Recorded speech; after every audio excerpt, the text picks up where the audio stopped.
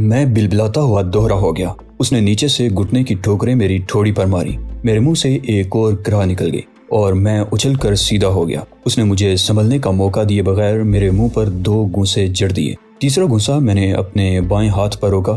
اس کی کلائی میری گرفت میں آ گئی۔ میں نے اس کی بغل کے نیچے 2-3 گھونسے رسید کر دیے۔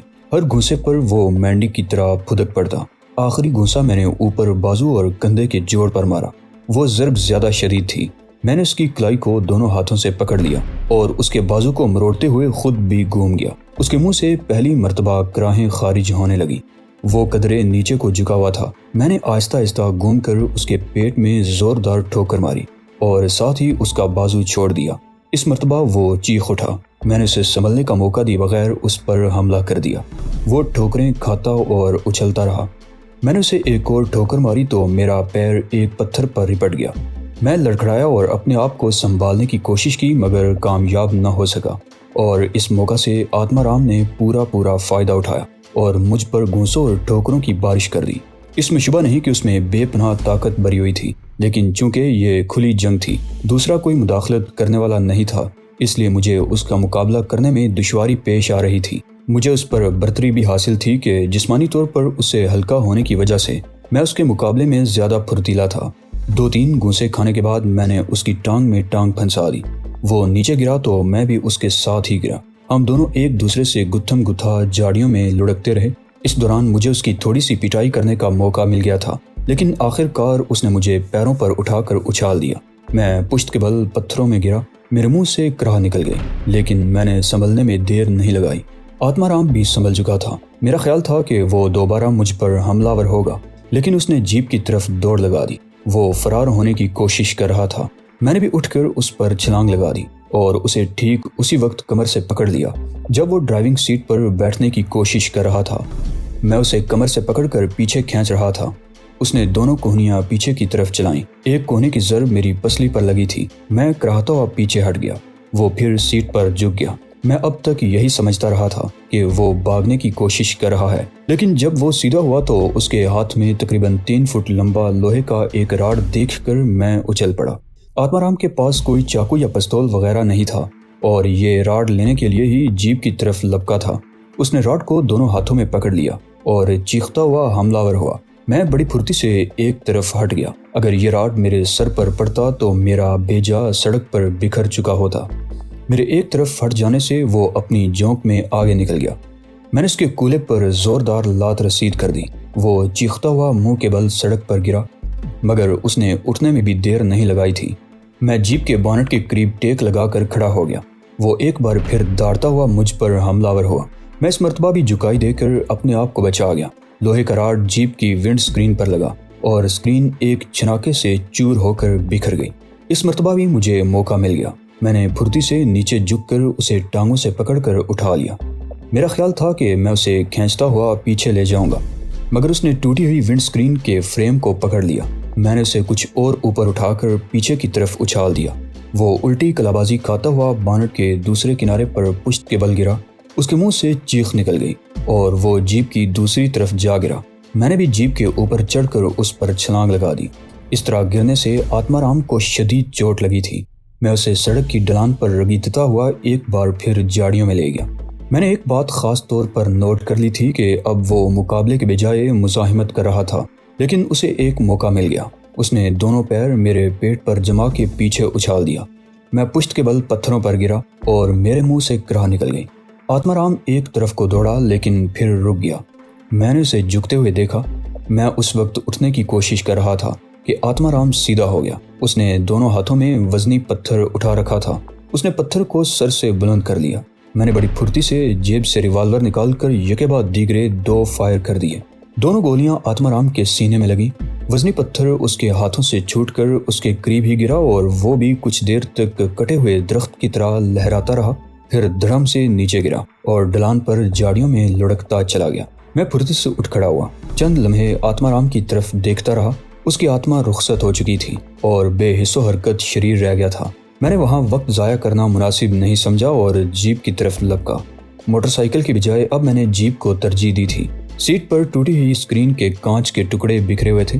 میں نے احتیاط سے سیٹ صاف کی، انجن سٹارٹ کر دیا۔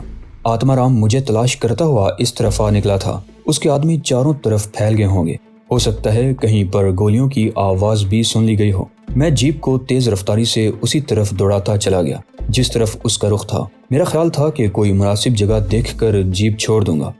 تقریباً نصف میل آگے ایک چوراہا تھا۔ ابھی تک تو کسی سے آمنا سامنا نہیں ہوا تھا، لیکن توقع تھی کہ اس چوراہے پر کسی نہ کسی سے تصادم ضرور ہوگا۔ چوراہے کی طرف جانے والی ایک سڑک بالکل ڈلوان تھی۔ ایک عمارت پر لگا ہوا تھم اپ کا نیون سائن دیکھ کر میں نے یہ علاقہ بھی شناخت کر لیا تھا۔ اس چوراہے کی دوسری طرف وہ علاقہ تھا جہاں سے الکا اگئی ہوتری کے آشرم کی طرف بھی ایک راستہ جاتا تھا۔ اچانک ہی میرے ذہن میں ایک اور خیال ابھرا۔ میں نے جیپ کی رفتار کم کر دی۔ وہ راڈ ابھی تک ٹوٹی ہوئی ونڈ سکرین کے فریم میں اٹکا ہوا تھا۔ میں نے وہ راڈ اٹھا کر اسٹیئرنگ میں اس طرح پھنسا دیا کہ وہ دائیں بائیں نہ گھوم سکے، اور پھر میں نے جیپ سے چھلانگ لگا دی۔ سنبھل کر ایک لمحے کو جیپ کی طرف دیکھا اور پھر بائیں طرف بنگلہ نما عمارتوں کی طرف دوڑ لگا دی۔ اونچے نیچے ٹیلوں پر بنگلے بنے ہوئے تھے۔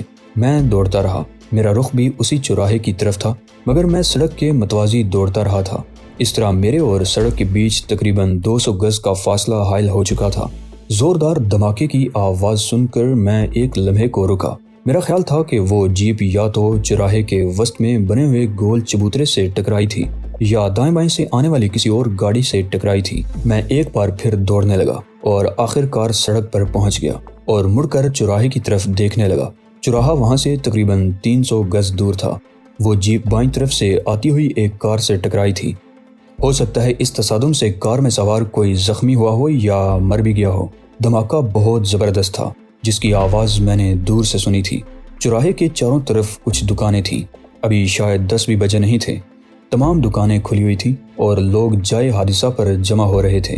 میں چند لمحے اسی طرف دیکھتا رہا، پھر تیز تیز قدم اٹھاتے ہوئے سڑک پار کر لی اور سامنے والے علاقے میں داخل ہو کر اسی رفتار سے دوڑتا رہا۔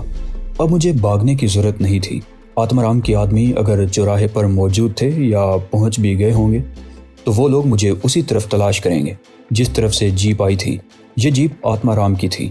اس کی ونڈ سکرین پہلے سے ٹوٹی ہوئی تھی۔ ہو سکتا ہے ونڈ سکرین کے ٹوٹنے کو دوسری کار سے تصادم کا نتیجہ سمجھا جائے، لیکن جیپ میں آتما رام کو نہ پا کر ان میں یقیناً کھلبلی مچ جائے گی۔ وہ اس علاقے میں چاروں طرف پھیل جائیں گے جس طرف سے جیپ آئی تھی، اور عین ممکن ہے کہ آدھے گھنٹے کے اندر اندر انہیں آتما رام کی لاش بھی مل جائے، اور اس کے بعد جو ہوگا اس کا اندازہ لگانا زیادہ دشوار نہیں تھا۔ میں شاید راستہ بھول گیا تھا۔ تقریباً 1 گھنٹے تک مختلف سمتوں میں چکراتا رہا اور آخر کار آشرم کی طرف جانے والا راستہ مل گیا۔ آشرم کے گیٹ پر معمول کے مطابق مدھم روشنی کا بلب جل رہا تھا۔ میں نے کال بیل کا بٹن دبا دیا اور انتظار کرنے لگا۔ 2 منٹ تک کوئی جواب نہیں ملا تو میں نے دوبارہ گھنٹی بجائی۔ میرا خیال تھا الکا اور رادھا سو چکی ہوں گی۔ تیسری مرتبہ گھنٹی بجانے پر اندر سے رادھا کی نیند میں ڈوبی ہوئی آواز سنائی دی۔ دروازہ کھولو رادھا، میں ہمسارہ الکا دیوی کا مہمان، میں نے کہا۔ رادھا نے میری آواز پہچان لی اور دروازہ فوراً ہی کھول دیا، لیکن میں جیسے ہی اندر داخل ہوا وہ اچھل پڑی۔ اس کے چہرے پر خوف کے تاثرات ابھر آئے۔ کون ہو تو جی؟ وہ ہکلائی۔ ڈرو نہیں رادھا، میں ہوں، میں نے جواب دیا۔ الکا کہاں ہے؟ سو رہی ہے یا؟ اور پھر میں بات ادھوری چھوڑ کر الکا کی طرف دیکھنے لگا جو اپنے کمرے کے سامنے برآمدے میں کھڑی تھی۔ الکا نے بھی مجھے آواز ہی سے پہچانا تھا۔ وہ مجھے کمرے میں لے آئی۔ میں نے کرسی پر بیٹھنا چاہا تو وہ جلدی سے بولی، یہاں نہیں، نیچے چلو۔ رادھا، تم جلدی سے چائے بنا کر لے آؤ، اس نے آخری جملہ رادھا کی طرف دیکھتے ہوئے کہا تھا۔ اسٹور روم میں آ کر اس نے تہہ خانے کا راستہ کھولا اور ہم نیچے آ گئے۔ کمرے میں آتے ہی میں بیڈ پر ڈیر ہو گیا۔ میں تھک گیا تھا اور جسم بری طرح دکھ رہا تھا۔ لگتا ہے کوئی بڑی درگھٹنا ہوئی ہے، الکا بیڈ کے سامنے کرسی پر بیٹھتے ہوئے بولی۔ ہاں، کچھ ایسی ہی بات ہے، میں نے مسکرانے کی کوشش کرتے ہوئے جواب دیا۔ تم تقریباً 1.5 مہینے سے غائب تھے۔ تمہاری طرف سے تو کوئی خبر نہیں ملی، لیکن وقتاً فوقتاً شہر میں رونما ہونے والے واقعات سے پتہ چلتا رہتا تھا کہ تم اسی شہر میں موجود ہو۔ یہ چھوٹا سا شہر ہے، یہاں خبریں پر لگا کر اڑتی ہیں۔ کوئی معمولی بات بھی آنن فانن پورے شہر میں پھیل جاتی ہے۔ تمہیں میرے بارے میں کوئی پریشانی نہیں تھی؟ میں نے پوچھا۔ پریشانی تو ان لوگوں کے بارے میں ہوتی ہے جو اپنی حفاظت کرنا نہیں جانتے، اور تم۔ وہ ایک لمحے کو خاموش ہوئی، پھر بات جاری رکھتے ہوئے بولی، اور تم اپنی حفاظت کرنا بھی جانتے ہو اور دوسروں کو نچانا بھی۔ تم نے 1.5 مہینے سے ناگراج کے آدمیوں کو نچا رکھا ہے اور وہ ابھی تک تم پر ہاتھ نہیں ڈال سکے۔ اصل ناچ تو اب شروع ہوگا۔ میں نے کہا، کیا مطلب؟ الکا نے گھورتی ہوئی نظروں سے میری طرف دیکھا۔ 1.5 گھنٹہ پہلے آتما رام میرے ہاتھوں مارا جا چکا ہے، میں نے جواب دیا۔ آتما رام؟ الکا اچھل پڑی۔ تم آتما رام تک کیسے پہنچے؟ میں کسی بل میں تو چھپا ہوا نہیں بیٹھا تھا۔ میں مسکرایا۔ جب جنگ شروع ہوتی ہے تو دونوں فریق اپنی اپنی چالیں چلتے ہیں، کوئی کامیاب ہوتا ہے اور کوئی مارا جاتا ہے۔ ابھی تو کامیابیاں ہی میرے قدم چوم رہی ہیں، کسی وقت مارا بھی جاؤں گا۔ تو دوستو، آگے بڑھنے سے پہلے آپ سے گزارش ہے کہ چینل کو سبسکرائب لازمی کر لیجئے گا تاکہ آنے والی مزید اقساط آپ تک باقاعدگی سے پہنچتی رہیں۔ یہ بہت لمبی اور خوفناک تو ہوگی، مگر مجھے پورا وشواس ہے کہ تم ان لوگوں کے ہاتھوں نہیں مارے جاؤ گے، الکا نے کہا۔ سیڑھیوں کی طرف سے قدموں کی ہلکی سی چاپ سن کر اس نے گردن گھما کر دیکھا، پھر میری طرف دیکھتے ہوئے بولی، رادھا چائے لے آئی ہے، تم منہ ہاتھ دھو لو۔ میں اٹھ کر باتھ روم میں گھس گیا، منہ ہاتھ دھو کر ٹھنڈے پانی سے منہ کو رگڑا اور آئینے میں دیکھنے لگا۔ میری ٹھوڑی کا تل غائب ہو چکا تھا اور پھر کان کی طرف دیکھ کر میں چونک گیا۔ سپرنگ والا وہ بندہ جو مندر سے نکلنے سے پہلے میں نے کان کی لو سے چپکایا تھا، وہ بندہ غالباً آتما رام کے ساتھ لڑائی میں گر گیا تھا۔ رادھا نے عقل مندی یہ کی تھی کہ چائے کے ساتھ ایک پلیٹ میں دال اور کچھ بسکٹ بھی لے آئی تھی۔ مجھے بھوک تو لگ رہی تھی، اس وقت یہی سب کچھ غنیمت تھا۔ الکا نے رادھا کو کچھ ہدایات دے کر اوپر بھیج دیا۔ رادھا نے جاتے ہوئے مڑ کر میری طرف دیکھا، اس کی آنکھوں میں وہی چمک نظر آئی تھی۔ کیا ناگراج کے آدمی اب بھی یہاں حملے کرتے رہتے ہیں؟ میں نے الکا کی طرف دیکھتے ہوئے پوچھا۔ آخری مرتبہ تمہارے جانے کے دوسرے دن انہوں نے آشرم کی تلاشی لی تھی، انہیں تمہارے ساتھ کسی لڑکی کی بھی تلاش تھی، الکا نے کہا، اور پھر میرے چہرے پر نظریں جماتے ہوئے بولی، کون ہے وہ لڑکی؟ میں دل ہی دل میں مسکرا دیا۔ میرے اور الکا کے درمیان ایسا کوئی جذباتی تعلق نہیں تھا، لیکن اس نے جس انداز سے لڑکی کے بارے میں پوچھا تھا، اس سے مجھے یہ اندازہ لگانے میں دشواری پیش نہیں آئی تھی کہ میرے ساتھ کسی لڑکی کا نام اسے اچھا نہیں لگا تھا۔ کال گرل، اس کا نام چمیا ہے، میں نے جواب دیا۔ اس رات میرینا کلب میں اس سے بات نہ ہو جاتی تو وہ میری زندگی کی آخری رات ہوتی، اور پھر اس رات اسے بھی اپنا گھر چھوڑ کر میرے ساتھ شانتا کے گھر میں پناہ لینی پڑی تھی۔ اب وہ بھی میری طرح ان لوگوں کو مطلوب ہے۔ اس کی بہن تقریباً 1 سال پہلے ناگراج کے آدمیوں کے ہاتھوں ماری گئی تھی، اور وہ بھی تمہاری طرح انتقام کی آگ میں سلگ رہی ہے۔ نہ جانے کتنے لوگوں کے سینے انتقام کی بٹی بنے ہوئے ہیں، الکا نے گہرا سانس لیتے ہوئے کہا۔ آخری مرتبہ شانتا ہی سے تمہارے بارے میں اطلاع ملی تھی، اس کے بعد کیا ہوا؟ باتیں کرتے ہوئے الکا بھی چائے پی رہی تھی۔ میں نے بسکٹوں اور دال والی پلیٹ خالی کر دی تھی، اور پھر میں اسے اب تک کے بیتے ہوئے واقعات کی تفصیل بتانے لگا۔ اسے میں نے یہ نہیں بتایا کہ اچال چوار مندر کا پروہت پنڈت بیرو بھی میرا ساتھ دے رہا ہے۔ اسے میں نے یہی بتایا کہ اب تک میں نے ایک دوست کے گھر میں پناہ لے رکھی تھی، اور چمیا اس وقت وہیں ہے۔ مجھے ناگراج کے چند قریبی آدمیوں کے بارے میں معلوم ہوا تھا، ان میں آتما رام کا نام بھی شامل تھا۔ میں کہہ رہا تھا، میں آتما رام کو اٹھا کر اپنے خفیہ ٹھکانے تک لے جانا چاہتا تھا، لیکن گڑبڑ ہو گئی۔ پہلے تو میں اپنی جان بچا کر وہاں سے بھاگا، اور پھر وہ میرے ہاتھ لگ گیا، اور شاید اس کی موت میرے ہی ہاتھوں لکھی ہوئی تھی۔ آتما رام ناگراج کا بہت قریبی آدمی ہے، الکا نے کہا۔ اب تک اس کے کئی آدمی تمہارے ہاتھوں مارے جا چکے ہیں، مگر آتما رام کی موت، وہ پاگل ہو جائے گا۔ میں اس کے قریبی آدمیوں پر وار کر کے ناگراج کو اس کے بل سے باہر نکالنا چاہتا ہوں، میں نے کہا، اور چند لمحوں کی خاموشی کے بعد بولا، تم مجھے ناگراج کے بارے میں کچھ چیزیں دکھانا چاہتی تھی۔ میرا خیال ہے کہ اب وقت آ گیا ہے کہ وہ مدافعانہ انداز ترک کر کے کچھ جارحیت اختیار کی جائے۔ 1-2 روز ٹھہر جاؤ، الکا نے کہا۔ آتما رام والا ہنگامہ ذرا ٹھنڈا پڑ جائے تو میں تمہیں کچھ بتا اور دکھا دوں گی۔ اس کے بعد بھی الکا دیر تک بیٹھی باتیں کرتی رہی، اور پھر 3 بجے کے قریب اٹھ کر چلی گئی۔ میں بھی بستر پر لیٹ گیا، اور شاید وہ پہلی رات تھی کہ اتنے ہنگامے کے بعد میں بستر پر لیٹتے ہی سو گیا تھا۔ صبح میری آنکھ کھلی تو بیڈ کی سائڈ ٹیبل پر چائے کا کپ رکھے دیکھ کر میں انگڑائی لیتے ہوئے اٹھ کر بیٹھ گیا۔ کپ کو پرچ سے ڈھکا ہوا تھا۔ میں نے کپ کو چھو کر دیکھا، ابھی گرم ہی تھا، جس کا مطلب تھا کہ رادھا یا الکا کچھ دیر پہلے ہی میرے لیے یہ چائے یہاں رکھ گئی تھی۔ میں بستر سے اٹھنا چاہتا تھا کہ پانی گرنے کی آواز سن کر چونک گیا۔ میں نے باتھ روم کے دروازے کی طرف دیکھا، دروازہ بند تھا اور اندر سے پانی گرنے کی آواز آ رہی تھی۔ مجھے خیال آیا کہ رات کو باتھ روم گیا ہوں گا اور بے خیالی میں کوئی نل کھلا چھوڑ دیا ہوگا۔ تم تو خوب سوئے، وہ ٹرے چھوٹی میز پر رکھتے ہوئے بولی، میں تو سوچ رہی تھی کہ شاید اس وقت بھی تمہیں جھنجھوڑ کر جگانا پڑے گا۔ خوب سوئے کا مطلب؟ میں نے اسے گھورا، 3 بجنے والے ہیں، اب تم بھوجن کر لو۔ تمہارے چکر میں نے بھی ابھی تک کچھ نہیں کھایا، الکا نے کہا۔ 3؟ مجھے ایک جھٹکا سا لگا۔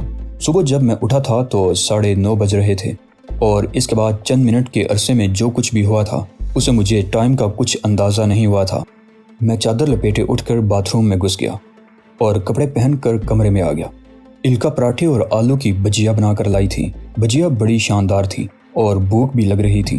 اس وقت کھانے میں واقعی مزہ آ رہا تھا۔ کھانے کے دوران میں بار بار کنکیوں سے الکا کی طرف بھی دیکھ رہا تھا۔ دفعتاً میرے ذہن میں ایک اور خیال ابھرا۔ کل جب چمیا کی بات ہوئی تھی تو میں نے الکا کے چہرے پر عجیب سے تاثرات محسوس کیے تھے۔ صاف طور پر محسوس کیا تھا کہ چمیا کے نام پر وہ اندر ہی اندر کسی قسم کی جلن محسوس کرنے لگی تھی۔ الکا ناگراج سے اپنے شوہر کے قتل کا بدلہ لینا چاہتی تھی۔ چمیا بھی اپنی بہن کے قتل کے بدلے میں جل رہی تھی۔ الکا نے شاید یہ سوچا ہو کہ کہیں میں اس کے ہاتھ سے نہ نکل جاؤں۔ مجھے اپنی گرفت میں رکھنے کے لیے اس نے یہ نیا جال پھینکا تھا۔ الکا تقریباً 2 گھنٹوں تک میرے پاس بیٹھی رہی تھی۔ اس کے جانے کے بعد میں بستر پر لیٹا رہا اور سوچتا رہا۔ رات 10 بجے کے قریب الکا کھانا لے کر آئی تو واپس نہیں گئی۔ صبح اس کے ساتھ میں بھی تہہ خانے سے باہر آ گیا۔ آسمان پر بادلوں کے ٹکڑے بکھرے ہوئے تھے۔ کبھی دھوپ چمکنے لگتی اور کبھی سورج بادلوں کے پیچھے چھپ جاتا۔ دھوپ چھاؤں کا یہ منظر بڑا اچھا لگ رہا تھا۔ میں نے ایک بات اور بھی خاص طور سے نوٹ کی تھی کہ رادھا ادھر ادھر آتے جاتے بڑے معنی خیز نظروں سے میری طرف دیکھ رہی تھی۔ اس روز سحپہر کے وقت شانتا بھی آ گئی۔ گزشتہ روز سے اب تک اگرچہ الکا نے فون پر کچھ لوگوں سے بہت سی باتیں معلوم کر لی تھی، مگر شانتا سے کچھ تازہ ترین خبریں مل گئیں۔ رجنی جو اس رات ریسٹورانٹ کے سامنے جھگڑے کے وقت موقع پا کر بھاگ گئی تھی، پکڑ لی گئی تھی، اور اس کے ذریعے اس آٹو ڈرائیور کو بھی پکڑ لیا گیا تھا جو دراصل رجنی کا دلال تھا۔ اسی رات آتما رام میرے ہاتھوں مارا گیا تھا۔ اس کے آدمی پاگل ہو رہے تھے۔